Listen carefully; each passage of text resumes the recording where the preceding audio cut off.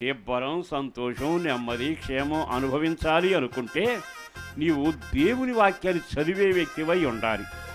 దేవుని వాక్యాన్ని ధ్యానించే వ్యక్తివై ఉండాలి. దేవుని వాక్యంలో నీతి ఉంది, దేవుని వాక్యంలో సత్యం ఉంది, దేవుని వాక్యంలో కృప ఉంది, దేవుని వాక్యంలో వెలుగుంది. ఆ వాక్యాన్ని చదివినప్పుడల్లా నీ మనోనేత్రం తెరవబడుతుంది, మనసు వికసిస్తుంది. ఓ రకంగా సంబరమైన అనుభవాలతో నీవు సాగుతూ ఉంటావు. ఒకవేళ దుష్టక్రియలతో నీవు పడకల మీద నుంచి లేస్తే అదే ఆలోచన నిన్ను సర్వనాశనం చేస్తుందిగా. మీకు తెలుసు కదా, మనిషికి పాపం చేసే ముందు కానీ ఒక తప్పు చేసే ముందు ఆలోచన ఎప్పుడో లోపల పుడుతుంది. ఆలోచన పుట్టి అది క్రియారూపం జరిగేటప్పుడు కొంత టైం తీసుకుంటుంది. అప్పటికప్పుడే అతను తప్పు చేయలేడు, అప్పటికప్పుడే దొంగతనం చేయలేడు.